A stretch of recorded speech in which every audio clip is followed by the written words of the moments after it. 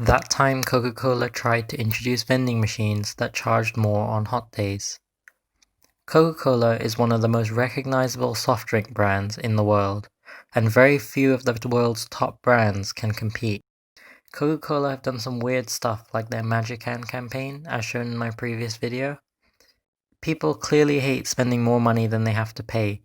The people at Coca-Cola were like, let's make a machine that charges them more. What could possibly go wrong? In 1999, Coca-Cola thought that they could increase their revenue that they receive from vending machines by taking advantage of hot days, as people would be willing to pay more for the exact same soft drink. They were planning on implementing this by charging more the hotter it was outside.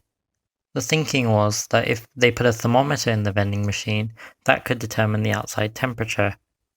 For context, vending machines for beverage companies are their most profitable sales channel. The CEO at the time was Doug Ivester, and many would regard him as being a terrible CEO for Coca-Cola. During an interview in 1999 to a Brazilian magazine called Veja, Doug Ivester said that the Coca-Cola company had been developing a new type of vending machine that contained a thermostat and a simple software that would raise the price of a beverage as proportion to the increase in the outside temperature. So, hot weather would basically mean the demand for cold beverages would go up, and therefore, they would charge more during the hotter times. Doug Ivester stated during the interview that neither the technology nor the idea of raising the price of a product in times of great demand was a new concept.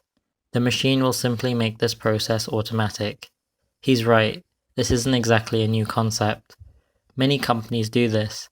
I've seen Amazon do this on different devices looking at the exact same product.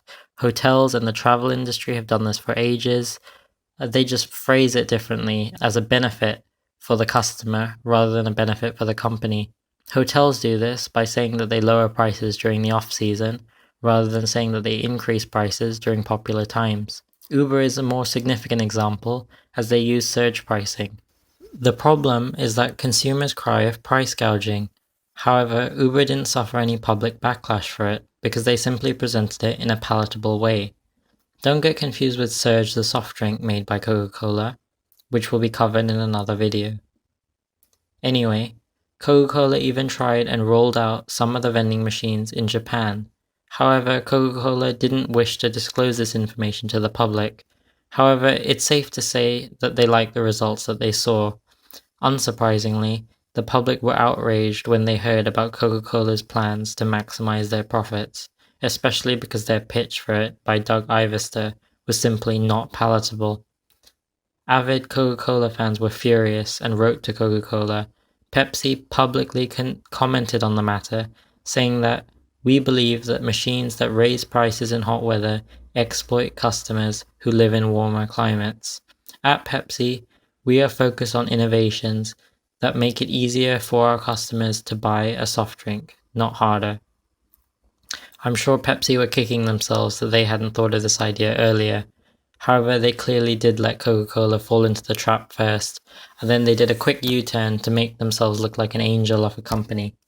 Soon after, the Coca-Cola company would deny supporting these claims. The PR team under Doug Ivester went on a frantic rush, quickly denying that the company had ever seriously planned on utilizing this technology for consumers. This was despite the fact that, well, Coca-Cola had already been exploring the use of these technologies for an entire year, and the company had already trialed them in Japan. The public clearly did not take the apology lightly, as the stock price took a huge nosedive because of their previous intentions. The stock price of the Coca-Cola Bottlers Company plummeted from $37 to $18, which was not a pretty sight in as little as 5 months. Doug Ivester lasted 2 years in total as the CEO of the Coca-Cola Company, from 1997 to 1999.